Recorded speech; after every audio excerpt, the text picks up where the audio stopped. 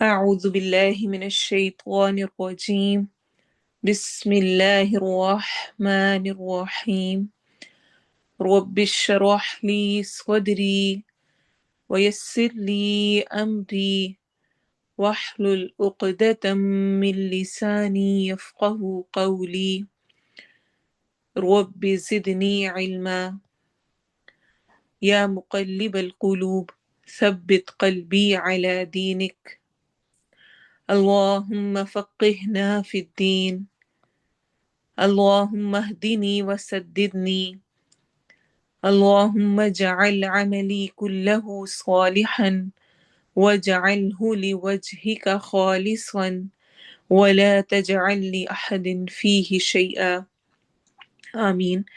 السلام علیکم ورحمۃ اللہ وبرکاتہ۔ انشاءاللہ آج کی مسنون دعا میں ہم ایک اور دعا سیکھیں گے۔ مجھے امید ہے کہ آپ سب نے اپنی دعا بکس بنا لی ہوں گی۔ اگر آپ میں سے کوئی چاہے تو انشاءاللہ جب گروپ اوپن ہوگا تو اس میں ضرور سب کی موٹیویشن کے لیے شیئر کریں، اور اکٹھی دعاؤں کو اس دفعہ کوشش کریں کہ اپنے گروپس میں سنا دیں، کیونکہ یہ ہماری لاسٹ دعا ہے رمضان سے پہلے۔ نیکسٹ ویک انشاءاللہ ہم رمضان ریمائنڈرز لیں گے اور تازہ کریں گے دوبارہ سے کہ ہم کیا کچھ انشاءاللہ اپنی روح کو تازہ کرنے کے لیے رمضان میں کرنے جا رہے ہیں، اور پھر اس کے بعد ہم انشاءاللہ عید کے بعد دوبارہ اپنی سورہ آل عمران کی کلاس کو سٹارٹ کریں گے۔ تو 5 دعائیں الحمدللہ ہماری ہو جائیں گی، اور مجھے امید ہے کہ وہ ہمارے رمضان کی روٹین میں بھی شامل ہوں گی۔ آپ ایسا بھی کر سکتے ہیں کہ ان سب دعاؤں کو ایک پیج پہ لکھیں، اور اچھا سا لکھ کر اپنے فریج پہ لگا لیں، اپنے کمرے میں کہیں پہ لگا لیں، تاکہ آپ کی نظر اس پہ پڑتی رہے، اور صرف آپ کی نہیں باقی لوگوں کی بھی، اور سب کو یاد ہو جائے انشاءاللہ۔ آج کی دعا بہت اہم دعا ہے علم سے متعلق۔ والذین اوتوا العلم درجات، وہ جن کو علم دیا گیا ان کے درجات ہیں، وہ ہائی رینک پہ ہیں، وہ زیادہ اللہ کے ہاں بلند مرتبے والے ہیں۔ تو مجھے علم کی کثرت کرنی ہے۔ ایک چیز جس کو اللہ تعالیٰ نے نبی صلی اللہ علیہ وسلم کو کثرت سے مانگنے کا حکم دیا کہ یہ زیادتی ہو میرے پاس، وہ علم ہے۔ ربی زدنی علما، اے میرے رب میرے علم میں اضافہ فرما، اس کو زیادہ کر دے۔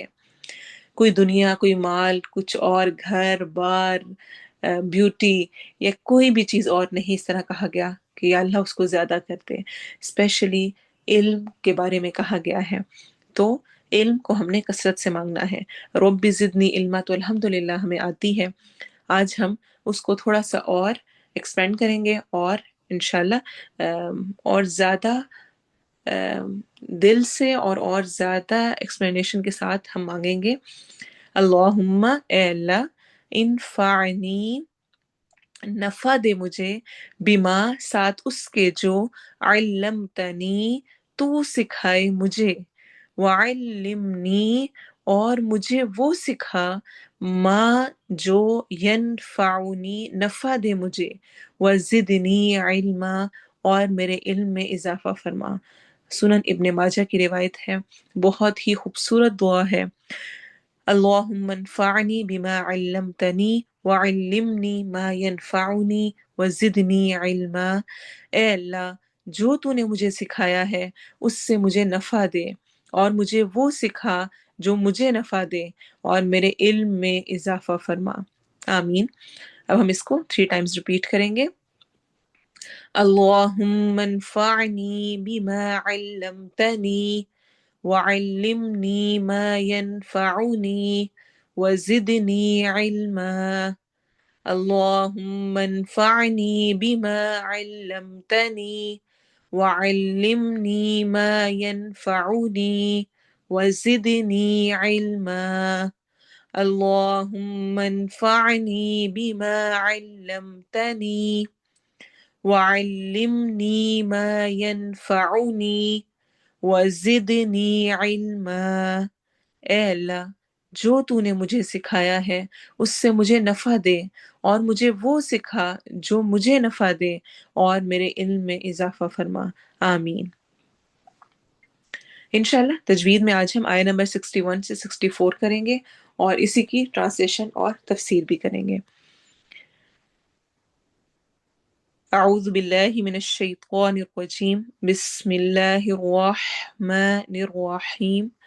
فمن حاجک،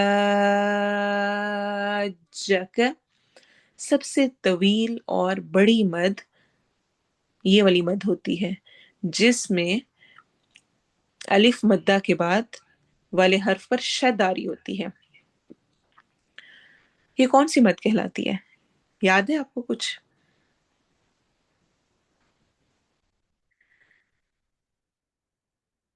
الحمدللہ، میں نام نہیں دے سکی اسٹارٹ والا۔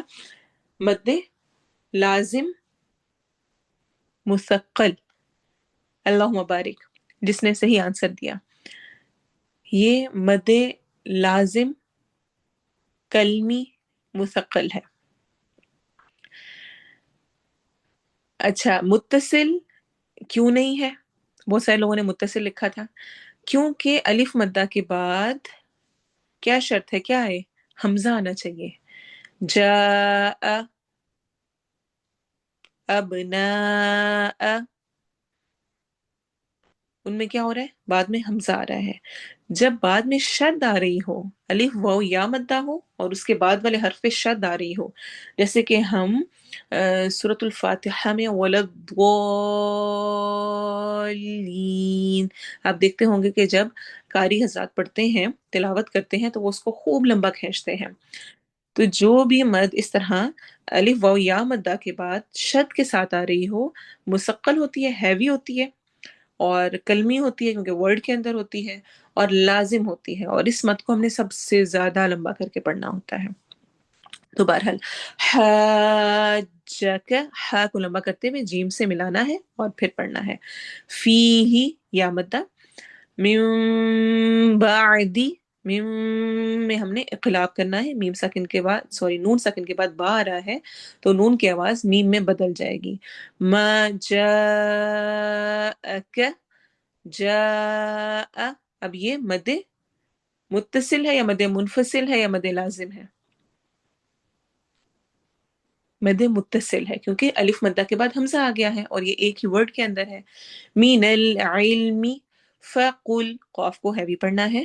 تعالوا، عین حروف حلقی میں سے الف مدہ کرتے ہوئے لو میں ہونٹ ہمارے گول ہوں گے، تعالو نہیں پڑھنا، تعالو، لو، ندعو، دال پہ قلقلہ ہوگا، ایکو ساؤنڈ ہوگی۔ اب نا، اب پہ اگین قلقلہ ایکو ساؤنڈ ہے، نا پہ ہم مد کریں گے اور اینڈ پر ابنا کو لمبا کرنے کے بعد آنا پہ بھی الف مدہ کریں گے۔ وَأَبْنَاءَكُمْ وَنِسَاءَنَا، وَنِسَاءَكُمْ، اگین سین میں سٹی والی آواز ہوگی اور مد کو لمبا کرنا ہے۔ وَأَنفُسَنَا، یہ جو غنہ ہوتا ہے اخفا کا غنہ، اس کو ہم نے پراپر لمبا کرنا ہوتا ہے، اس طرح نہیں پڑھنا ہوتا وَأَنفُسَنَا، پورا پراپر کر کے پھر ادا کرنا ہے۔ سین میں سٹی والی آواز آئے گی اور الف مدہ اینڈ پہ کرنا ہے۔ وَأَنفُسَنَا نہیں پڑھنا، وَأَنفُسَنَا الف مدہ کے ساتھ۔ وَأَنفُسَكُمْ، ثُمَّ سا کو نرمی سے پڑھیں گے۔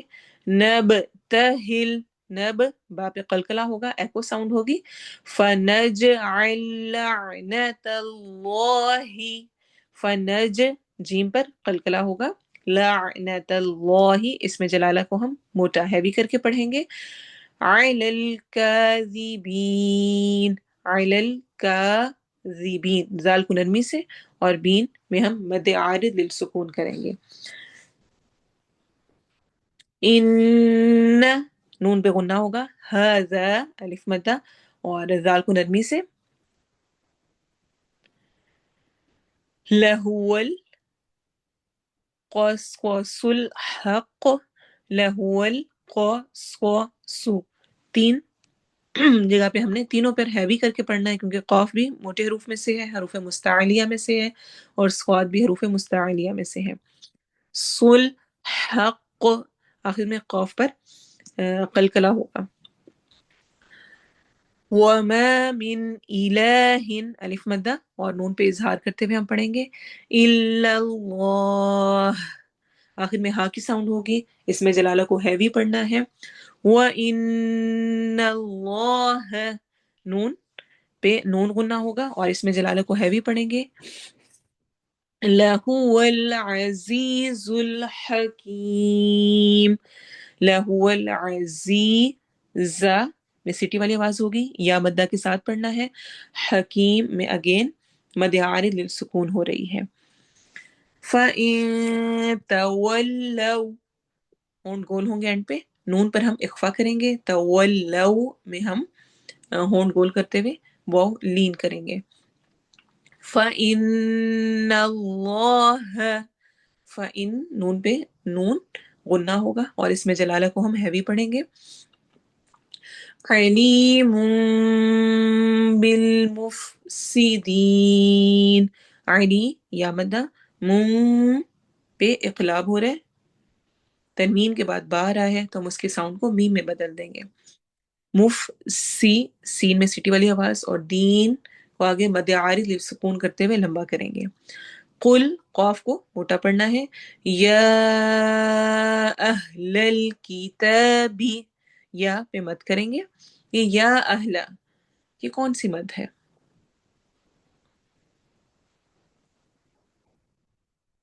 कौन सी मद हो रही है यहाँ पर? चैट में लिखें।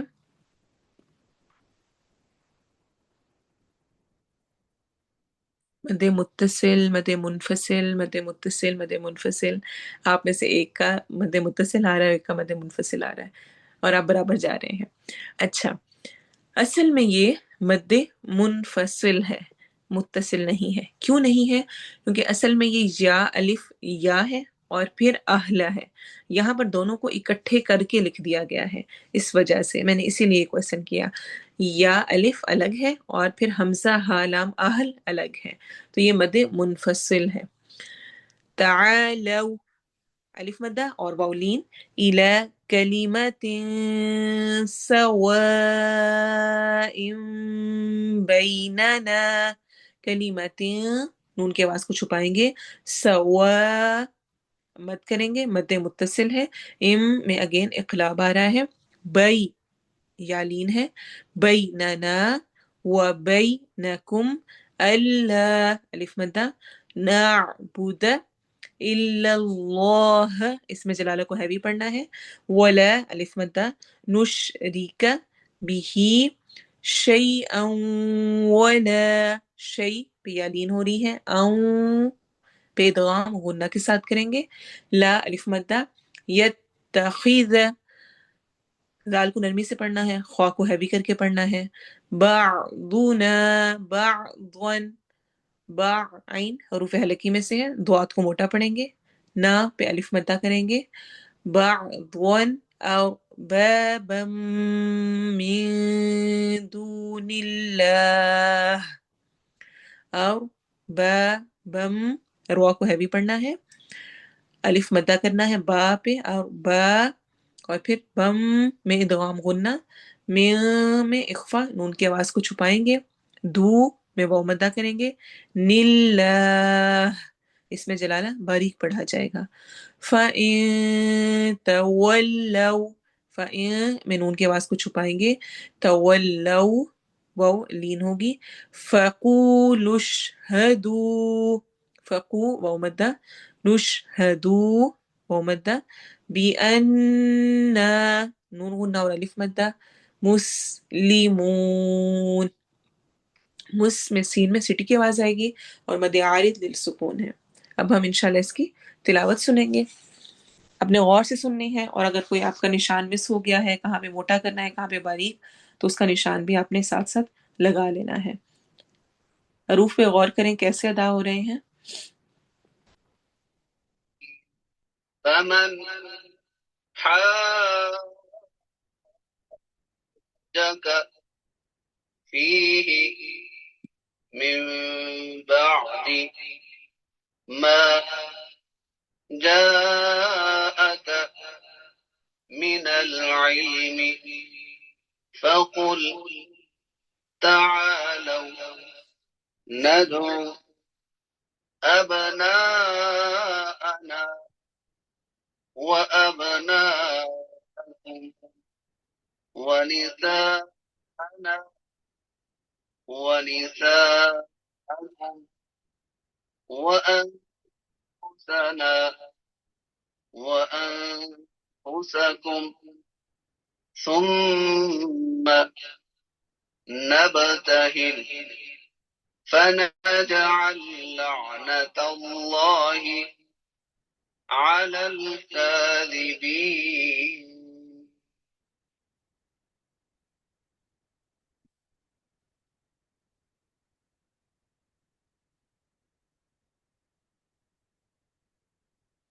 إن هذا لهو القصص الحق وما من إله إلا الله وإن الله لهو العزيز الحكيم فإن تولوا فإن الله عليم بالمفسدين قل يا أهل الكتاب تعالوا إلى كلمة سواء بيننا وبينكم ألا نعبد إلا الله ولا نشرك به شيئا ولا يتخذ بعضنا بعضا أربابا من دون الله فإن تولوا فقولوا اشهدوا بأننا مسلمون. تو ہم انشاءاللہ ٹرانسلیشن کریں گے.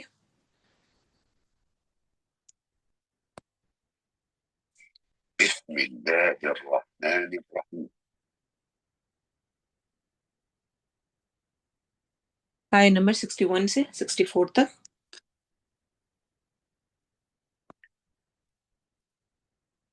فمن تو جو کوئی، فا پس یا تو، من جو کوئی، حاجک حاج جھگڑا، حجت بازی بحث تکرار کے لیے آتا ہے. ح جیم جیم اس کا روٹ ورڈ ہے. کا آخر میں پروناؤن لگا ہوا ہے، ضمیر ہے یعنی آپ سے. حاجک جھگڑا کرے آپ سے، فی ہی اس میں، فی میں ہی اس، من بعدی بعد اس کے، ما جو، جاءک آ گیا آپ کے پاس. یہ ہم بہت دفعہ ریپیٹ کر چکے ہیں. من العلم علم میں سے، العلم پراپر ناؤن ہے الف لام کی وجہ سے. فقل فا تو قل کہہ دیجئے، قاف واو لام اس کا روٹ ورڈ ہے. چاہے کوئی بھی کسی بھی طرح کا اسٹرکچر آ رہا ہو، جیسے کہ قال، قیل، قالو، یقولون اور قولو، کچھ بھی ہو، سب کا روٹ ورڈ قاف واو لام ہی ہوتا ہے. اور اسی طرح تمام روٹ ورڈز ہیں. روٹ ورڈ سیم ہوتا ہے اور اس میں سے پھر بہت سارے ورڈز بن رہے ہوتے ہیں.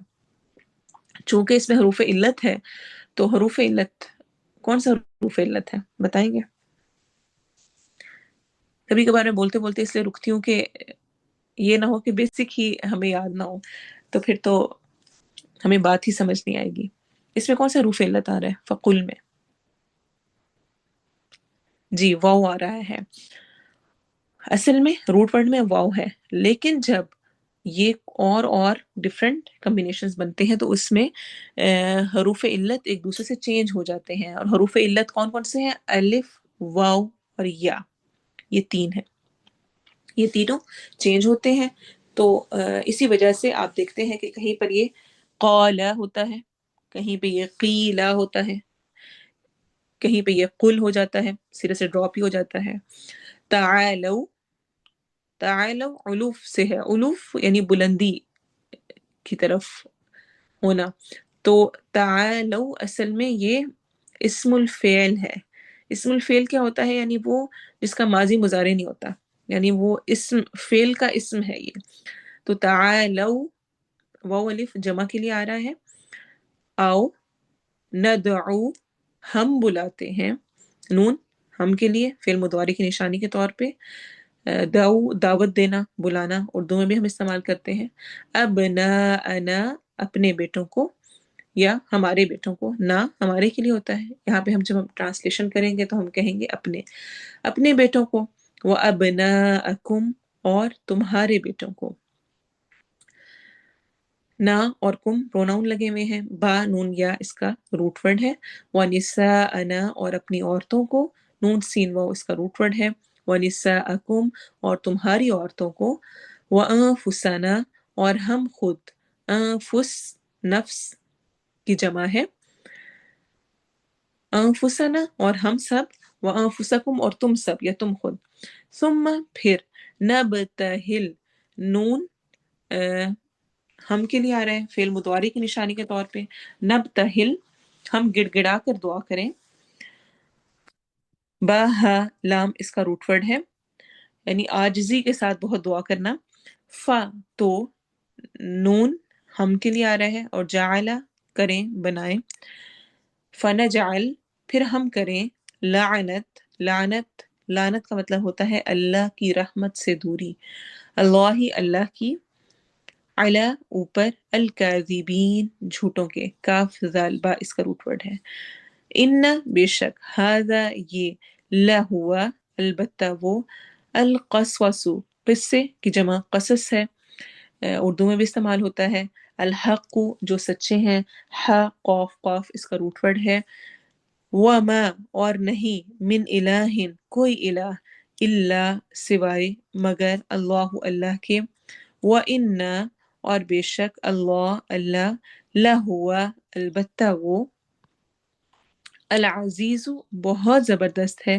عین زا اس کا روٹ ورڈ ہے، الحکیم خوب حکمت والا ہے، فَإِن پھر اگر، تولوا وہ منہ پھیر لیں، واو لام یا اس کا روٹ ورڈ ہے، فَإِنَّ تو بے شک، اللہ اللہ، علیم خوب جاننے والا ہے۔ الحمدللہ اس میں سے اکثر ورڈز ایسے ہیں جو کہ ریپیٹ ہوئے ہوئے ہیں، ہم ان کو بہت دفعہ پڑھ چکے ہیں، اس لیے میں ان پہ رک نہیں رہی ہوں۔ بالمفسدین فساد کرنے والوں کو، مفسد فساد کرنے والا، یہ بھی ہم اردو میں یوز کرتے ہیں۔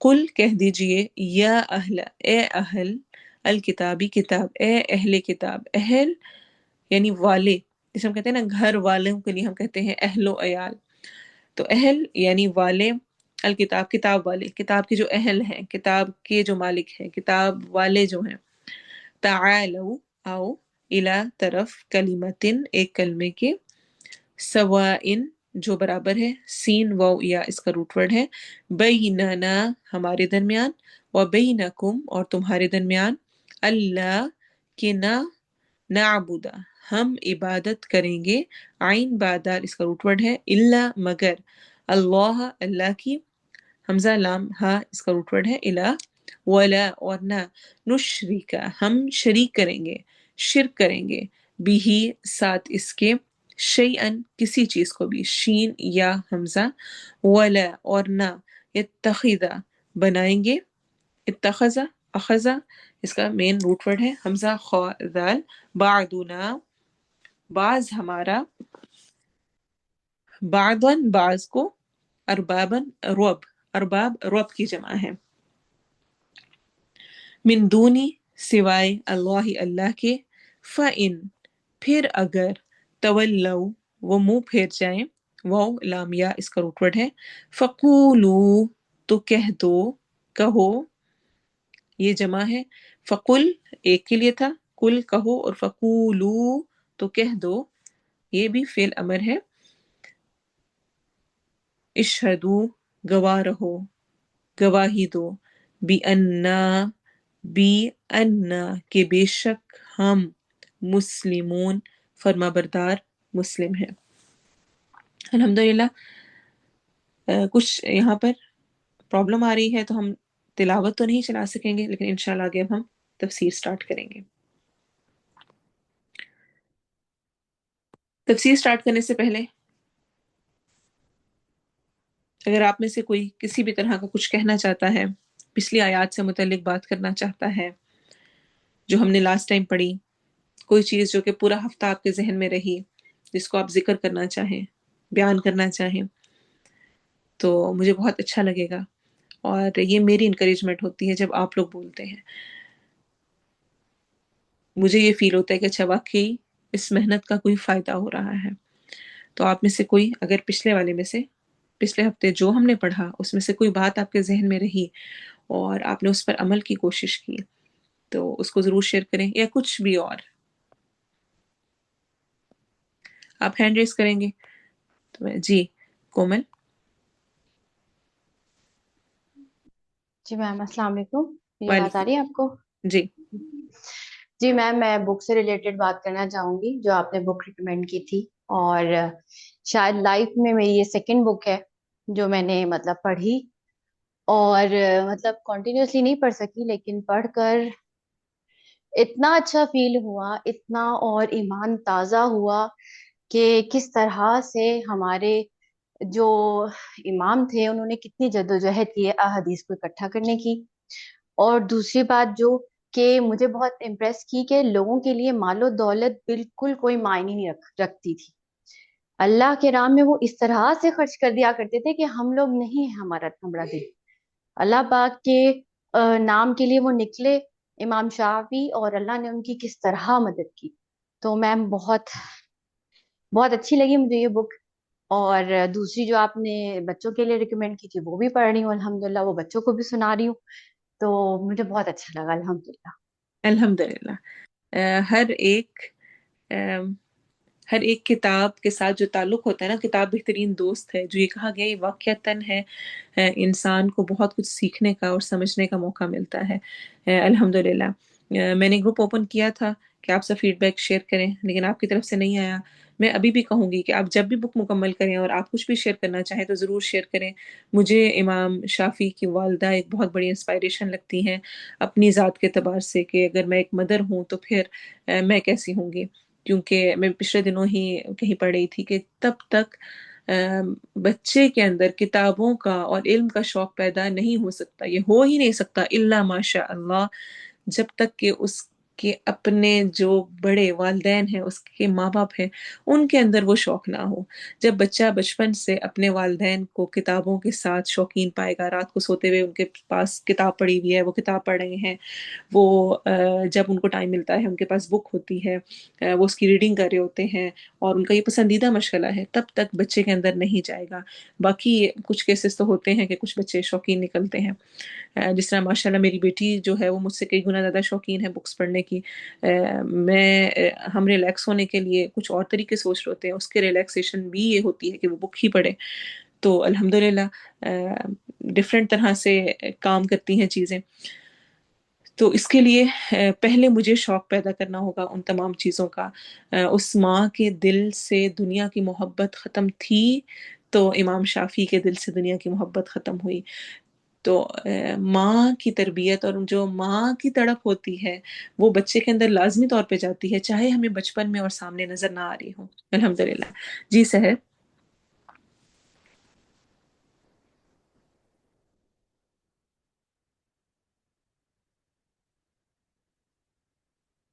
सहर आप बात करें। अस्सलाम वालेकुम मैम। वालेकुम। मैम, जब आपने बताया बताया ना कि हम जो भी काम करते हैं अगर वो हम अल्लाह की रज़ा के लिए करें, फॉर एग्जांपल हम घर का कोई काम करते हैं तो हम ये ना सोचें हमारे घर वाले हमें अप्रिशिएट नहीं कर रहे। ये सोच के जब से काम करना शुरू किया ना, अल्हम्दुलिल्लाह सुम्मा अल्हम्दुलिल्लाह, कि इतनी खुशी भी होती है और घर वाले भी सारे सेटिस्फाइड होते हैं। और जो डोमेस्टिक वायलेंस और घर की लड़ाइयाँ नंद भाभी की, वो भी ईच एंड एवरीथिंग बैलेंस हो जाती है जब हम देखते हैं कि हमारे नबी सल्लल्लाहु अलैहि वसल्लम भी तो ये काम करते थे, उनकी भी सुन्नत है। हम ये चीज़ समझ के काम करेंगे ना तो अल्हम्दुलिल्लाह बहुत अब खुशी भी होती है और काम करने में दिल करता है कि हम खुद ही कर लें, किसी को करने का मौका ही ना दें। अल्हम्दुलिल्लाह सुम्मा अल्हम्दुलिल्लाह। अगर मुझे कोई काम करने की तौफीक मिली है तो इस पर भी अल्लाह का शुक्र है कि अल्लाह ने मेरे हाथ पाँव सलामत रखे हैं और मैं कर सकती हूँ। बहुत सारे लोग ये सब कुछ करना चाहते हैं, वो नहीं कर सकते हैं। बहुत सारे अपने मियाँ का ख्याल रखना चाहती हैं, अपने बच्चों का ख्याल रखना चाहती हैं, अपना घर सेट रखना चाहती हैं, उनको ऐसी बीमारी आ जाती है, ऐसी मुश्किलात आ जाती हैं, वो अपने हाथ पाँव ही नहीं हिला सकती हैं, वो कुछ काम ही नहीं कर सकते। तो अगर मुझे अल्लाह ने तौफीक दी है और देने वाला हाथ बनाया है और पूरा दिन मैं देने वाला हाथ ही बनी रहती हूँ, तो कितना अल्लाह का शुक्र है कि मेरी वजह से दूसरों को फ़ायदा पहुँच रहा है और हर लम्हे मेरे लिए नेकियां लिखी जा रही हैं, अल्हम्दुलिल्लाह। जी शबाना।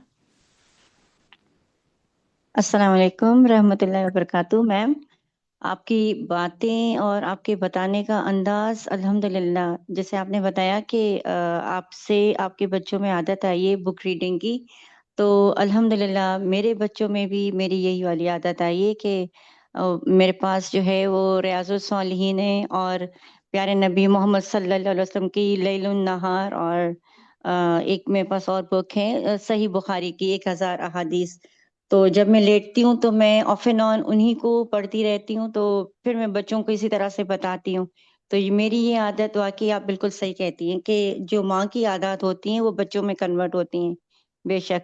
और मैंने ये वाली बुक जो अभी आपने पोस्ट की है प्यारे नबी मोहम्मद सल्लल्लाहु अलैहि वसल्लम की, तो ये मैंने पढ़ी तो मैम मेरी तो आंखों से आंसू ही नहीं जा रहे थे कि मेरा मुसलमान घराने में पैदा होना, और अल्लाह की मर्जी है ना कि हमें अल्लाह कहाँ पैदा करें। तो हम तो पैदाइशी मुसलमान हैं, लेकिन हमारे आमाल और फिर हम लोग इतनी एफर्ट्स नहीं करते दीन को अपनाने के लिए। ना हमें घरों से जुदा होना पड़ता है, ना रिश्तेदारियों से। तो हमें तो बहुत अच्छे से जो है प्यारे नबी मोहम्मद सल्लल्लाहु अलैहि वसल्लम की सुन्नत पे अमल करना चाहिए। फिर जैसे ताइफ का सफ़र था कि वहाँ पे कितनी तकलीफ दी उनको लोगों ने, लेकिन प्यारे नबी मोहम्मद सल्लल्लाहु अलैहि वसल्लम ने उनको बद्दुआ की जगह दुआ दी। तो यानी आपके पास अगर हमारे पास अगर कोई ऐसा भी आ जाए कि हमारी सपोर्ट करता है और हम बदला ले सकते हो, लेकिन नबी करीम सल्लल्लाहु अलैहि वसल्लम की सुन्नत के मुताबिक हमें कभी भी बदला लेना नहीं चाहिए। मैं जज़ाकिल्लाह खैरन कसीरा शबाना, बहुत बहुत शुक्रिया। और इसी से मैं दोबारा भी रिमाइंडर दूं, मेन ग्रुप में आपके साथ चंद तस्वीरें सीरत के एल्बम से, छोटी सी किताब है 40 to 47 पेजेस की है, वो शेयर की है। चूंकि रमज़ान स्टार्ट हो रहा है और सबकी मसरूफियत होगी, इसलिए मैंने थोड़ी ऐसी मुख्तसर किताब ही शेयर की कि हम उसको ही पढ़ें। अगर आप उसका रोज़ रात को 1-2 सफ़े भी पढ़ लिया करेंगे तो आप आराम से इस बुक को कंप्लीट कर सकते हैं और इंशाल्लाह मैं गारंटी देती हूँ कि आप इसको बहुत एंजॉय करेंगे और आपको बहुत कुछ सीखने को मिलेगा। जी रिमशा। अस्सलाम वालेकुम। वालेकुम अस्सलाम। मैम मैं यहाँ अपना एक छोटा सा एक्सपीरियंस शेयर करना चाहूँगी कि अ, हम अगर अब्रॉड कंट्रीज़ की बात करते हैं या ऐसे स्कूल सिस्टम की बात करते हैं जहाँ मुस्लिम स्टूडेंट्स के साथ नॉन मुस्लिम्स भी हैं, और इस तरह का एनवायरनमेंट है कि जिसमें हम कहते हैं कि हमें बच्चों को सिखाना शायद ज़्यादा मुश्किल लगे या दीन की तरफ लाना। मैं अगर पाकिस्तान की बात करूँ तो मैं एक ऐसे सिस्टम में पढ़ाती हूँ जैसे बीकन हाउस है, सिटी है, एलजीएस है। यकीन माने मुझे इतना अफसोस होता है यहाँ बच्चों को देख के। अ, जैसे कि मैंने छोटी सी कोशिश स्टार्ट की है कि अपनी क्लास में अगर मैं बच्चों को कहती हूँ कि आपने दुरूद इब्राहिमी तिलावत से स्टार्ट करना है, यकीन माने वो बच्चे जो कि 6,000 7,000 10,000 वो सिर्फ एक नाइट के डीजे कॉन्सर्ट के लिए या कवाली नाइट के लिए पे करते हैं। अगर मैं उनको कहती हूँ और वो नहीं कि वो छोटे बच्चे हैं, 16 ईयर्स ओल्ड हैं, 17 ईयर्स ओल्ड हैं, बॉयज हैं, गर्ल्स हैं, अगर मैं उनको कहती हूँ बेटा आपने दुरूद इब्राहिमी पढ़ना है, एंड दे फील, मतलब कि उनको वो नहीं डिसाइड करना आ रहा उनको। सूरत इखलास अगर कहते हैं कि आपने डिसाइड करनी है तो उनको वो नहीं करना आ रहा। ये हम पाकिस्तान की बात कर रहे हैं। तो अब जैसे कि मैं यहाँ से आप हमें दुआ सिखाती हैं या कोई, तो मैं कोशिश करती हूँ कि मैं मॉर्निंग में जाके सबसे स्टार्ट पे टॉप पे लिख देती हूँ उस अरबिक में भी और उसका तर्जमा भी, कि आपने ये पूरा दिन जितनी दफ़ा आपकी नज़र पड़नी है आपने उसको याद करना है। और वो बच्चों को इतना मुश्किल लगता है और वो कहते हैं कि ये कि अब हम डेली दुआ याद करेंगे। मीन्स मैं कहती हूँ ये चीज़ इस प्लेटफॉर्म के थ्रू मुझ में आई है कि मैंने ये चीज़ याद करनी है और उसके थ्रू ही मुझ में ये आई ہے کہ میں نے دوسروں کو بھی کہنا ہے یاد کرنے کے لیے. تو یہ چیز اگر ہم تھوڑی تھوڑی لیول پر ہی، میں کہتی ہوں کہ شاید وہ ایک دعا یاد کر لیں گے تو اس طرح ان کے لیے اسٹیپ بائی اسٹیپ ان کے لیے آسانی ہوگی. تو یہ ہمارے سسٹم میں میں نے جیسے کچھ گرلز ہیں ان کو موٹیویٹ کیا کہ آپ بھی کلاس کے تھرو جوائن کریں. تو میں اور ان کے لیے یہ چیزیں بہت مشکل ہے، اور وہ کہتے اور وہ پورا دن فون یوز کر سکتے ہیں، وہ ہر چیز کر سکتے ہیں، لیکن وہ اس چیز پر آمادہ نہیں ہوتے کہ ہم نے تھوڑی دیر اس چیز کے لیے ٹائم نکالنا ہے. جی بالکل رمشا، جزاک اللہ، آپ نے بہت اہم بات کی ہے، اور حقیقت یہ ہے کہ نیکی نیکی کو دعوت دیتی ہے، اور جب آپ نیکی کی طرف بڑھتے ہیں اور تڑپ دکھاتے ہیں تو اللہ آپ کے لیے ان چیزوں کو آسان کر دیتا ہے.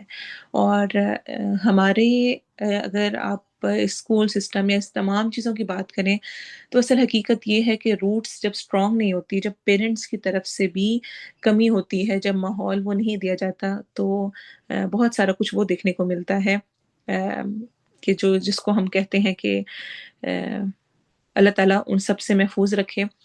میں یہاں پر یہ بھی ایڈ کروں گی کہ جو ہمارے یہاں ایک کانسیپٹ ہے کہ نان مسلمز کے ساتھ پڑھتے کرتے ہوئے بچے بگڑتے ہیں، خراب ہوتے ہیں یا بہت کچھ ہوتا ہے، تو آئی تھنک کہ شاید وہ بچے زیادہ بہتر سیکھ جاتے ہیں.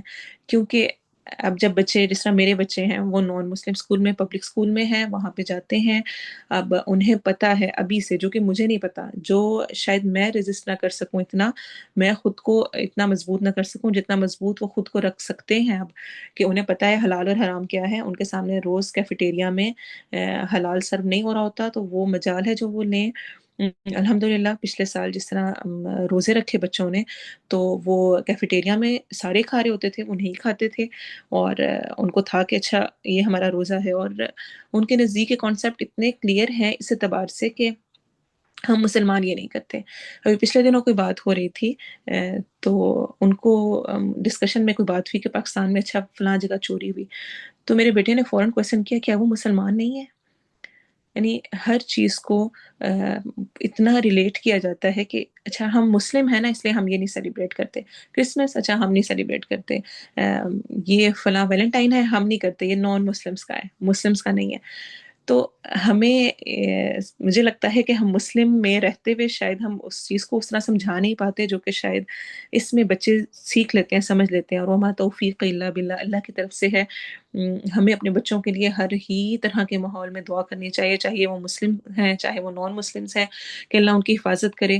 اور گائیڈنس تو ہمیشہ ہی مطلوب ہوتی ہے، ہمیں اتنے بڑے ہو کر ہوتی ہے تو بچوں کو تو اسپیشلی پھر ہے. جی عروش، آپ بات کریں اور پھر انشاءاللہ ہم تفسیر سٹارٹ کرتے ہیں. السلام علیکم. وعلیکم. مجھے آپ کی سب سے اچھی بات لگی تھی کہ آپ نے بولا تھا کہ اگر آپ چاہتے ہیں نا کہ دوسرے آپ کی جیسا ہو جائیں اور جیسا آپ چاہ رہے ہیں ویسے ہوئے، تو آپ ان کے ساتھ خود وہی والے ایکشنز کرنا شروع ہو جائیں. اور اس میں نے کیا بھی تھا اور یہ بہت بہت مزے کا لگا تھا. میں چاہ رہی ہوتی ہوں وہ دوسروں کے ساتھ کرنا شروع کر دیں اور بھلائی کرنا شروع کر دیں، تو پھر لوگ خود بخود آپ کے ساتھ آٹومیٹکلی وہی کرنا شروع کر دیتے ہیں. الحمدللہ ثم الحمدللہ. رب کی رضا کی خاطر انسان جب کام کرتا ہے تو اس کو بڑے بونس پوائنٹس ملتے ہیں. اللہ اس کو بہت سارے فائدے اور بہت سارے مزے اور بہت ساری خوشیاں، بہت ساری عزت، بہت سارے یہ جو رزق، یہ تمام قسم کا رزق ہے وہ پرووائڈ کرتے ہیں الحمدللہ. تفسیر سٹارٹ کرتے ہیں. ہم بات کر رہے ہیں عیسیٰ علیہ السلام اور وفد نجران کے بارے میں، اور کس طرح سے وہ آئے، انہوں نے کویسچن کیے. آج ہم انشاءاللہ اس کی تھوڑی سی اور ڈیٹیل دیکھیں گے.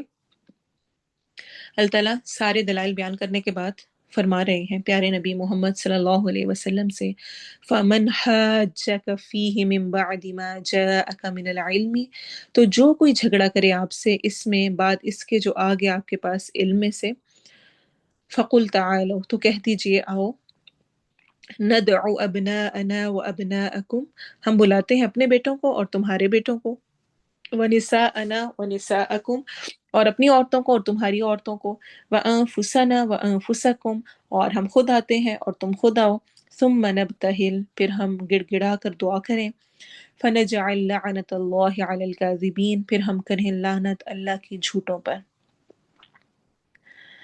تو جو اختلاف دلائل سے ختم ہوتا نظر نہ آئے، سب دلائل دے دیے پھر بھی جھگڑا ہے. سارا علم پہنچا دیا، من بعد ما جاءک من العلم ہے، علم سارا آ چکا ہے، سب کچھ بتا دیا، سارے دلائل دے دیے، پھر بھی دوسرا ماننے کو تیار نہیں. دوسرا جھگڑے پہ ہی ڈٹا ہوا ہے، دوسرے نا حجت بازی ہی کیے جا رہا ہے. تو کیا کرنا ہے؟ اللہ ہی سے دعا، اللہ تعالیٰ سے ہی مدد مانگنی ہے. اور جو یہاں پر طریقہ بتایا گیا ہے یہ اسپیشلی پیغمبر کے لیے. ساتھ یہ بھی یاد رکھنا ہے کہ ہر چھوٹی بڑی بات پر ہم نے یہ اصول نہیں چلانا شروع کر دینا کہ چلو جو جھوٹا ہے اس پر لعنت ہو، چلو ٹھیک ہے تم نے نہیں ماننا نا، اب دیکھا تم ایسے کرو نا، اب دیکھنا تم پہ لعنت ہوگی اور یہ ہوگا. اس طرح کا رویہ اختیار نہیں کرنا. صرف یہ ایک موقع ہے جس پر اللہ کے حکم سے نبی صلی اللہ علیہ وسلم نے ایسا کیا تھا، یہ بات یاد رکھنی ہے. تو یہ نہیں کہ تھوڑا سا اختلاف ہوا، مس انڈرسٹینڈنگ ہوئی تو ہم ایک دوسرے پہ لعنتیں بھیجنا شروع کر دیں اور ایک دوسرے کو برا بھلا کہنا شروع کر دیں. ہاں لیکن یہ ضرور ہے کہ کچھ بھی حالات ہوں اللہ سے ہی مدد طلب کرنی ہے کہ آپ نے اپنا پیغام پہنچا دیا. بہت دفعہ ایسا ہوتا ہے، اتنی کلیئر حدیث ہوتی ہے، اتنی کلیئر آیت ہوتی ہے، آپ دوسرے کو بتاتے ہیں کہ فور شور صحیح بخاری میں یہ حدیث لکھی ہوئی ہے، بھائی صحیح مسلم میں لکھی ہوئی ہے، جس کے اوتھینٹسٹی میں بھی کوئی اختلاف نہیں ہے، اور آپ دوسرے کو بتا رہے ہیں اور دوسرا آپ سے کہہ رہے ہیں نہیں تم تو دراصل اس فرقے کیوں نا اس لیے تم یہ کرتی ہو. اچھا اب یعنی انسان حیران رہ جاتا ہے کہ میں حدیث پڑھ کے بتا رہی ہوں جو کہ اوتھینٹک حدیث ہے، اور اس کے بعد بھی قرآن میں کلیئر لکھا ہوا ہے، اور پھر بھی اختلاف ہو کہ نہیں ایسی باتیں پتہ نہیں یہ کسی اور سینیریو میں نازل ہوئی ہوگی. تو انسان کہتا ہے یعنی کیا میں کیسے پہنچاؤں؟ تو بس اللہ سے مدد مانگیں، اپنی طرف سے اس پیغام کو پہنچا دیں. یہاں پر اسپیشلی نبی صلی اللہ علیہ وسلم نے جب ان کے سامنے حق کا پیغام پیش کر دیا اور وہ نہیں مانے تو پھر آپ نے ان کو چیلنج کیا، کیونکہ آپ پیغمبر تھے اور آپ کے حق کا اظہار ہونا ضروری تھا کہ جو آپ کہہ رہے ہیں وہ ٹھیک ہے، اس میں کہیں پر کسی قسم کی کوئی کھوٹ نہیں ہے. تو اس کے بارے میں طویل روایت میں آتا ہے، میں اسی کو انشاءاللہ پڑھوں گی. تیسیر القرآن کی تفسیر سے، تیسیر القرآن میں عبد الرحمن کیلانی صاحب نے اس کو پورا ڈیٹیل کے ساتھ لکھا ہوا ہے، اور میں اسی واقعے کو تفصیل کے ساتھ آپ کے ساتھ یہاں پر شیئر کروں گی. اس آیت سے عیسائیوں کے عقیدہ الوہیت مسیح کی تردید کا آغاز ہو رہا ہے، یعنی جو وہ عیسیٰ علیہ السلام کو الہ مانتے تھے. 8 ہجری کے آخر میں مکہ فتح ہو گیا، تو 9 ہجری کو مدینہ میں وفود کی آمد شروع ہو گئی. جیسے کہ میں نے پہلے ذکر کیا تھا کہ ڈیفرنٹ وفد آنے لگے. ان میں کچھ لوگ تو اسلام قبول کرنے کے لیے آتے تھے اور کچھ اسلام کی باتیں سیکھنے کے لیے. چنانچہ اسی زمانے میں نجران کے عیسائیوں کا ایک وفد بھی مدینے میں آیا. نجران حجاز اور یمن کے درمیان ایک علاقہ ہے جہاں عیسائیوں کی جمہوری حکومت تھی. اس وقت اس علاقے میں 73 بستیاں تھیں اور 1 لاکھ سے زائد جنگی مرد وہاں موجود تھے. یہ حکومت 3 سرداروں کے انڈر تھی. ایک عاقب کہلاتا تھا جس کی حیثیت امیر قوم کی تھی، یعنی وہ امیر تھا، مین تھا. دوسرا سید کہلاتا تھا جو اس کے ساری پولیٹیکل تھنگس اور وہ سارے سیاسی امور ان کو دیکھتا تھا. اور تیسرا اسقف کہلاتا تھا، یعنی جو پادری تھا، جو ان کا مذہبی پیشوا تھا. اس وفد میں جو یہ نجران کا وفد آیا اس میں یہ تینوں موجود تھے، تینوں آئے. تینوں سردار 60 آدمیوں کو یعنی 60 پیپل کو لے کر اپنے ساتھ مدینہ پہنچے. یہ لوگ جنگ نہیں کرنا چاہتے تھے کیونکہ مسلمانوں کی ایک بہت مضبوط سٹرونگ ایک حکومت وجود میں آ چکی تھی. تاہم وہ اسلام بھی قبول کرنے کے لیے نہیں آئے تھے، اس کے لیے بھی وہ آمادہ نہیں تھے. ان کا جو مذہبی پیشوا تھا وہ بھی ایک عربی نسل آدمی تھا، حقیقت سمجھتا تھا، مگر صرف محض دنیاوی مفادات کی خاطر وہ پادری بن کے بیٹھ گیا تھا کہ بس اس کی آہو بگت ہو، مال و جاہ ملے، سب کچھ اس سے نوازا جائے، اور بس وہ سب کچھ اس کے لیے تھا، حالانکہ وہ حق جانتا تھا. ان کی آمد کا مقصد صرف یہ تھا کہ بحث اور مناظرے سے مسلمانوں کو لاجواب کر دیا جائے. ان کا خیال تھا کہ ہم تو بالکل ٹھیک ہیں.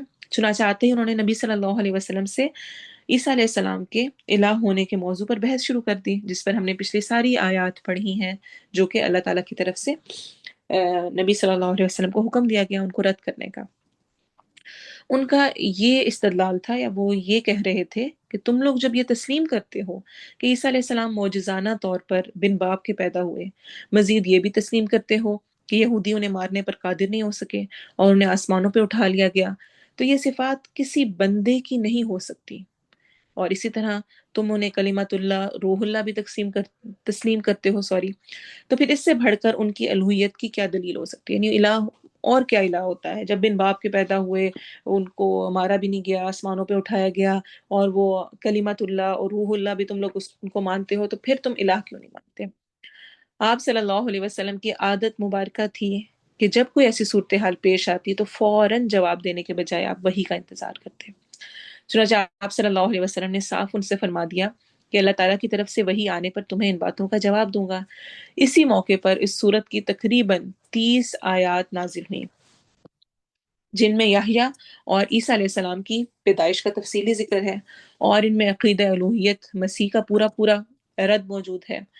تو یعنی خلاصہ یہ ہے کہ اگر عیسیٰ علیہ السلام کی پیدائش معجزانہ طور پر ہوئی تو اسے اللہ کی قدرت کا کرشمہ تو کہا جا سکتا ہے، اس میں ان کا اپنا کیا کمال ہے؟ یعنی اگر وہ بن باپ کے پیدا ہوئے تو اس میں ان کا اپنا کیا کمال کہ انہیں الہ تسلیم کیا جائے؟ اور اگر عیسیٰ علیہ السلام مردوں کو زندہ کرتے تھے تب بھی وہ صاف صاف کہتے تھے کہ میں یہ اللہ کے حکم سے سر انجام دے رہا ہوں، اور یہی صورتحال ان کے زندہ اٹھائے جانے کی ہے۔ اللہ تعالیٰ ہی نے انہیں یہود سے بچایا اور اپنی طرف اٹھا لیا، تو عیسیٰ علیہ السلام تو اپنی مدد کے بھی محتاج تھے، تو وہ الہ کیسے ہو سکتے ہیں؟ دوسرے دن آپ صلی اللہ علیہ وسلم نے ان کو یہ آیات سنائی جو ہم پیچھے ساری پڑھ چکے ہیں، تو انہوں نے ابنیت مسیح یعنی عیسیٰ علیہ السلام کا ابن اللہ ہونے کے متعلق دوسرا سوال کر دیا اور کہا کہ بتاؤ اگر عیسیٰ ابن اللہ نہیں تو ان کا باپ کون تھا؟ مذکورہ آیت ان کے اسی سوال کے جواب میں ہے، یہ جو پچھلی آیت گزری ہے، ان مثل عیسیٰ عند اللہ کمثل آدم، جو ہم نے آیت نمبر 59 پڑھی تھی۔ اللہ تعالیٰ نے فرمایا اگر باپ کا نہ ہونا اللہ کا بیٹا یا الہ ہونے کی دلیل بن سکتا ہے تو پھر عیسیٰ علیہ السلام کی نسبت آدم علیہ السلام اس الوہیت کے زیادہ حقدار ہیں، کیونکہ باپ کے علاوہ ان کی تو ماں بھی نہیں تھی، آدم علیہ السلام کی تو ماں بھی نہیں تھی، تو زیادہ حقدار تو پھر آدم علیہ السلام بنتے ہیں۔ پھر عیسیٰ علیہ السلام کو کیوں الہ مانتے ہو؟ لیکن یہ لوگ ہدایت حاصل کرنے یا اسلام لانے کے لیے تو آئے ہی نہیں تھے، صرف محض بحث و مباحثے کے لیے آئے تھے۔ لہٰذا اگلی آیت میں اللہ تعالیٰ نے ان سے متعلق 2 ٹوک فیصلہ سنا دیا کہ اگر یہ لوگ نہیں مانیں گے تو ان سے مباہلہ کیا جائے گا۔ آیت نمبر 61 جو کہ ابھی میں نے آپ کے سامنے پڑھی، جس کی ہم تفسیر کر رہے ہیں، اس کو آیت مباہلہ بھی کہتے ہیں کہ ٹھیک ہے پھر آ جاؤ، تم بھی آ جاؤ اپنی ساری فیملی سارے خاندان کو لے کر، ہم بھی آتے ہیں اور ہم اللہ سے گڑ گڑا کے دعا کرتے ہیں کہ یا اللہ جو ہم میں سے حق پر ہے ٹھیک، جو نہیں حق پر اس پر اللہ کی طرف سے لعنت ہو، اس کا عذاب ہو، کیونکہ جیسے میں نے بتایا لعنت کیا ہے؟ اللہ کی رحمت سے دوری، تو جو اللہ کی رحمت سے دور ہو گیا پھر اس کا مطلب ہے کہ اس پر عذاب ہے۔ اب کیا ہوا کہ جب یہ آیت نازل ہوئی اور آپ صلی اللہ علیہ وسلم نے انہیں سنائی تو وہ کہنے لگے ہمیں کچھ سوچنے اور مشورہ کرنے کی مہلت دی جائے۔ پھر جب ان کی مجلس قائم ہوئی تو ان میں سے ایک ہوش مند بوڑھے نے کہا، اے گروہ نصارہ، تمہیں معلوم ہے کہ اللہ نے بنی اسماعیل میں سے ایک نبی بھیجنے کا وعدہ کیا ہے، یعنی ہماری کتابوں میں لکھا ہوا ہے کہ ایک نبی نے آنا ہے، جس جگہ آنا ہے وہ بھی منشن تھی، اور یہ یہودی قبائل مدینہ میں آ کر آباد ہوئے ہی اس وجہ سے تھے، مائگریٹ کر کے آئے تھے ڈیفرنٹ جگہوں سے مدینہ میں آپ صلی اللہ علیہ وسلم کے آنے سے پہلے، کہ ان کی کتابوں میں جو نشانیاں بتائی گئی تھی کہ جس جگہ پر نبی آنا ہے وہ مدینہ کی سرزمین سے ہی پوری ہوتی تھی۔ تو جو قبائل وہاں کر آباد ہوئے تھے وہ یہ ایکسپیکٹ کر رہے تھے کہ یہاں نبی آنا ہے، لیکن جب آیا تو چونکہ وہ ان کی جنریشن میں سے نہیں آیا تھا تو اس لیے ان کو ایکسیپٹ ہی نہیں کیا انہوں نے اور انکار کر دیا۔ تب انہوں نے کہا کہ اے گروہ نصارہ، تمہیں معلوم ہے کہ اللہ نے بنی اسماعیل میں سے ایک نبی بھیجنے کا وعدہ کیا ہے، ممکن ہے یہ وہی نبی ہے، جو باتیں اس نے کہی ہیں وہ صاف اور فیصلہ کن ہیں، اگر یہ فی الواقع وہی نبی ہوا اور تم لوگوں نے مباہلہ کیا تو تمہاری کیا تمہاری نسلوں کی بھی خیر نہیں ہوگی، بہتر ہے کہ ہم ان سے صلح کر لیں اور اپنے وطن لوٹ جائیں۔ چنانچہ دوسرے دن جا کر انہوں نے آپ صلی اللہ علیہ وسلم کو اپنے فیصلے سے آگاہ کیا، صلح کی درخواست کی اور جزیہ ادا کرنا قبول کر لیا۔ اس واقعے کو امام بخاری رحمہ اللہ نے مختصراً ان الفاظ سے روایت کیا ہے۔ حذیفہ رضی اللہ عنہ کہتے ہیں کہ نجران سے عاقب اور سعید آپ کے پاس آئے، یعنی جو سٹارٹ میں نے نام لیے تھے 3 کے، ان میں سے 2 کا ذکر ہے۔ یہ لوگ آپ صلی اللہ علیہ وسلم سے مباہلہ کرنا چاہتے تھے۔ ان میں سے ایک نے دوسرے سے کہا، اگر یہ نبی ہوا اور ہم نے مباہلہ کیا تو پھر نہ ہماری خیر ہوگی نہ ہماری اولاد کی۔ پھر انہوں نے آپ صلی اللہ علیہ وسلم سے کہا، جو جزیہ آپ مانگتے ہیں وہ ہم دے دیں گے. آپ ایک امین آدمی ہمارے ہمراہ کر دیجئے جو فی الواقع امین ہو، امانت دار ہو. یہ سن کر آپ کے صحابہ انتظار کرنے لگے کہ اب کس کا نام آپ صلی اللہ علیہ وسلم لیں گے. کتنی زیادہ ایکسائٹمنٹ ہوگی اور کتنی دعا ہوگی کہ کاش میرا نام لے لیں. امین، امانت دار، امین الامہ کا لقب اسی موقع پر ایک صحابی کو ملا. آپ صلی اللہ علیہ وسلم نے فرمایا عبیدہ بن جراح اٹھو. جب وہ کھڑے ہوئے تو آپ صلی اللہ علیہ وسلم نے فرمایا اس امت کا امین یہ شخص ہے. صحیح بخاری کی کتاب المغازی میں اس کا ذکر ہے. تو اہل نجران نے حق بات کو قبول نہیں کیا، لیکن انہوں نے مباہلے کے بجائے صلح اور جزیہ دینے کو قبول کر لیا. اگر وہ مباہلے کو قبول کر لیتے تو اپنے اہل و عیال لے کر واپس نہیں جا سکتے تھے، یعنی ان پر عذاب نازل ہونا تھا اور کچھ ایسی صورت پیش آتی. ابن عباس رضی اللہ عنہما فرماتے ہیں اگر وہ لوگ نبی صلی اللہ علیہ وسلم سے مباہلہ کرتے تو اس حال میں واپس جاتے کہ نہ اپنے اہل کو پاتے اور نہ مال کو، کیونکہ وہ ظاہر سی بات ہے جو حق بات تھی اس نے واضح ہو جانا تھا. تو یہ سارا واقعے کی تفصیل ہے.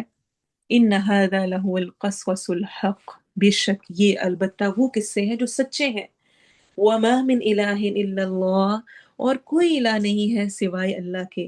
وان اللہ لهو العزیز الحکیم، اور بے شک اللہ البتہ وہ بہت زبردست، بہت حکمت والا ہے. فإن تولوا، پھر اگر وہ منہ پھیر جائیں، فإن اللہ علیم بالمفسدین، تو بے شک اللہ فساد کرنے والوں کو خوب جانتا ہے. تو دین سے پھر جانا اصل میں فساد ہے. اسی لیے کیا کہا جا رہا ہے اگر وہ منہ موڑے، دین سے پھر جائیں، دین پر نہ آئیں، تو اس کا مطلب ہے کہ وہ فساد کرنے والے ہیں. اللہ فساد کرنے والوں کو جانتا ہے. ساتھ ہی اگلی حدیث میں ہمیں دعوت اللہ کا ایک بہت اہم ادب سکھایا جا رہا ہے، اور سب سے اہم چیز جو کہ ہمارے اسلام کی کا نچوڑ ہے اس کا ذکر ہے. قل یا اہل الکتابی، قل کہہ دیجئے. قل بہت امپورٹنٹ ہے. جس طرح ہم نے کسی کو بات کہنی تو کہتے ہیں اس کو اسپیشلی یہ جا کر پہنچا دیں، کہہ دیں. سارا قرآن اللہ تعالیٰ کی طرف سے نبی صلی اللہ علیہ وسلم کی طرف نازل ہو رہا ہے. پچھلی آیتیں بھی خطاب آپ صلی اللہ علیہ وسلم سے ہے پہلے نمبر پہ، اور پھر ہم سے ہے. لیکن اسپیشلی جس آیت کے سٹارٹ پہ آ جائے قل کہہ دیجئے، اس کا مطلب ہے وہ بات نہایت اہم ہے جو اس بات کی نشاندہی کی جا رہی ہے. اور وہ بات کیا ہے؟ تعالوا الی کلمۃ سواء بیننا وبینکم، آؤ ایک کلمے کی طرف. کلمے سے مراد ایک ورڈ نہیں ہے، پوری بات، پورا ایک جملہ، پورا ایک پیغام ہے جو کہ مراد ہے. کیا کرو؟ اس بات کی طرف آؤ جو ہم میں اور تم میں برابر ہے. اس دعوت کی طرف آؤ جس کو سب انبیاء لے کر آئے. سب انبیاء کا جو مشترک پیغام تھا، جو کہ موسیٰ علیہ السلام اور عیسیٰ علیہ السلام بھی لے کر آئے، جو کہ ہم مسلمانوں کو بھی ملا ایاک نعبد و ایاک نستعین کی صورت میں. اللہ نعبد الا اللہ، کہ نہیں ہم عبادت کریں گے مگر صرف اور صرف اللہ کی. ولا نشرک به شیئا، اور ہم اس کے ساتھ ہرگز شریک نہیں ٹھہرائیں گے. عبادت صرف اللہ کے لیے، شرک نہیں. یہ نہیں کہ عبادت تو اللہ کی کر رہے ہیں لیکن ساتھ کسی اور کو بھی شریک ٹھہرا رہے ہیں. وَلَا يَتَّخِذَ بَعْضُنَا بَعْضًا أَرْبَابًا مِّن دُونِ اللَّهِ، اور نہ ہم میں سے بعض کو اللہ کے علاوہ اپنا رب، اپنا خدا بنا لے گا کہ جو وہ حکم دے، جو وہ کہے وہ اس کے لیے زیادہ اہم ہو جائے. نہ ہی اپنے والدین کو، نہ ہی اپنے شوہر کو، نہ ہی کسی اور اتھارٹی کو، کسی کو نہیں رب بنانا. تو توحید ثابت نہیں ہوتی ہے جب تک نفی اور اثبات دونوں نہ ہوں. کیا مطلب ہے؟ نفی نہ ہو یعنی کہ لا الہ پہلے نہ جب تک کیا جائے تب تک الا اللہ نہیں ہوتا. کوئی الہ نہیں، اس کو ماننا ہے مگر صرف اللہ. صرف اللہ ہے. صرف اللہ کو مان لینا کافی نہیں ہے جب تک کہ ہم اللہ کے علاوہ باقی معبودوں کی نفی، انکار نہ کر دیں کہ نہیں کوئی اور نہیں ہے، صرف اللہ ہے. یہ ایک بہت اہم اصول ہے. اسی پر دین اسلام کی بنیاد ہے. توحید کا جو کانسیپٹ ہے، آپ دیکھیں بات ایک ہی کہی جا رہی ہے لیکن اس کو 3 ڈیفرنٹ انداز میں کیا گیا ہے. لا نعبد الا اللہ، نہیں ہم عبادت کریں گے مگر اللہ کی. ولا نشرک به شیئا، اور ہم اس کے ساتھ شرک نہیں کریں گے. یعنی ایک اللہ کو مانیں گے. وَلَا يَتَّخِذَ بَعْضُنَا بَعْضًا أَرْبَابًا مِّن دُونِ اللَّهِ، اور نہ ہی ہم میں سے کوئی اللہ کے سوا کسی کو اپنا رب اپنا ولی بنائے گا. جہاں اللہ کی اطاعت ہو، اللہ کا حکم ہو، وہاں کسی اور کی اطاعت جائز نہیں ہے. پھر کوئی بھی انسان ہو، چاہے جتنی مرضی عزت والا، مرتبے والا، درجے والا، کتنا ہی بڑا کیوں نہ ہو، کتنا ہی قابل کیوں نہ ہو، اس کی اہمیت کتنی ہی زیادہ کیوں نہ ہو، اس کی بات نہیں مانی جائے گی. بچے ہیں، وہ کہیں کہ اب والدین کہہ رہے ہیں، ان کا دل ٹوٹے گا، والدین کی بات ماننی ہے. اور اگر وہ گناہ کا کام کہہ رہے ہیں، وہ کہہ رہے ہیں جاب میں رشوت لے لو تم، کوئی بات نہیں، خیر ہے، اس میں کیا حرج کی بات ہے، اور فلاں تم یہ چیز غلط کر لو، اس میں کیا حرج کی بات ہے، ساری دنیا کرتی ہے، اب تم اپنی نوکری چھوڑ کر ہمیں بھوکا رکھو گے، تم یہ کرو گے وہ کرو گے. نہیں، ایک طرف اللہ کا حکم ہے، ایک طرف والدین کا، تو اب والدین کی بات نہیں مانی جائے گی. ایک طرف شوہر کا حکم ہے اور ایک طرف اللہ کا حکم ہے، شوہر کی بات نہیں مانی جائے گی. مجھے بہت کلیئر ہونا ہے اس معاملے میں. کوئی کتنا بھی بڑا ہے، کوئی کتنا بھی اہم ہے، لیکن اللہ کا حکم اور اللہ کی بات اور لا الہ الا اللہ بہت ضروری ہے. تم میں سے کوئی کسی کو رب نہیں بنائے گا، اس کو اتنی اتھارٹی نہیں دے گا کہ وہ تمہارے اوپر وہ احکام لاگو کر سکے جو کہ اللہ نے لاگو نہیں کیے ہیں، یا وہ تم سے کروائے جس کو اللہ نے چھوڑنے کا حکم دیا ہے. آپ صلی اللہ علیہ وسلم نے فرمایا لا طاعت لمخلوق فی معصیت الخالق، کسی مخلوق کی اطاعت جائز نہیں جہاں خالق کی نافرمانی ہو رہی ہو. اللہ کی نافرمانی ہرگز کسی طور پہ نہیں. ایک طرف نماز کا وقت ہے، ایک طرف دوسرا کہیں اور بلا رہا ہے، مجھے کیا کرنا ہے؟ رب کی آواز، اس کی پکار پر لبیک کہنا ہے. اور یہاں پر تبلیغ کا بہت بہترین طریقہ سمجھایا جا رہا ہے کہ جب لوگوں سے بات کریں تو ان کے لیول پر کریں، کامن گراؤنڈز پر بات کریں، اختلافی مسئلوں کو ہوا نہ دیں، ان باتوں سے شروع نہ کریں جن سے کہ لڑائی جھگڑا ہو، وہاں سے شروع کریں جہاں موافقت کا چانس ہو، جہاں تھوڑی سی میچ ہو رہی ہو بات.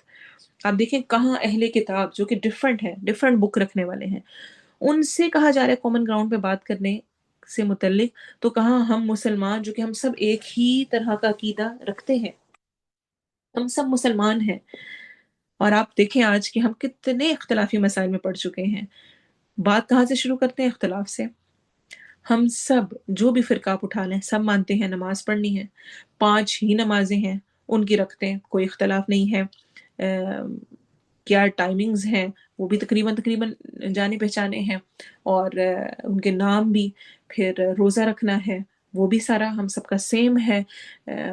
پھر شروع اینڈ ہو رہا ہے، فجر سے پہلے ہی ہم نے اس کو بند کرنا ہے، کوئی یہ نہیں کہتا فجر کے بعد کرنا ہے. افطاری بھی جو ہے وہ ہمیں اس کا ٹائم بتا دیا گیا ہے. اور اس کے علاوہ بہت ساری عبادات، چوری، ڈاکہ، زنا، سب کچھ حرام ہے، سارے کے سارے فرقے مانتے ہیں. ہم میں بہت کچھ کامن ہے، لیکن شیطان ہمیں جو تھوڑا سا کامن نہیں اس اختلافات میں ڈال دیتا ہے، اور اس سے ہمارے دلوں کو پھاڑ دیتا ہے. جب دل نہیں جڑے رہتے پھر کوئی کسی کو سننے کو تیار نہیں ہوتا. صحابہ کرام کے درمیان بھی فقہی اختلافات ہو جایا کرتے تھے، سب کی رائے ایک نہیں تھی. آپ ایک ہی چیز کے بارے میں ایک صحابی کی اور رائے پائیں گے، ایک صحابی کی اور رائے پائیں گے، لیکن وہ کوشش کیا کرتے تھے کہ دل دور نہ ہو، پھوٹ نہ پڑے. وہ سوچ کا اختلاف تو کرتے تھے لیکن دل کا نہیں.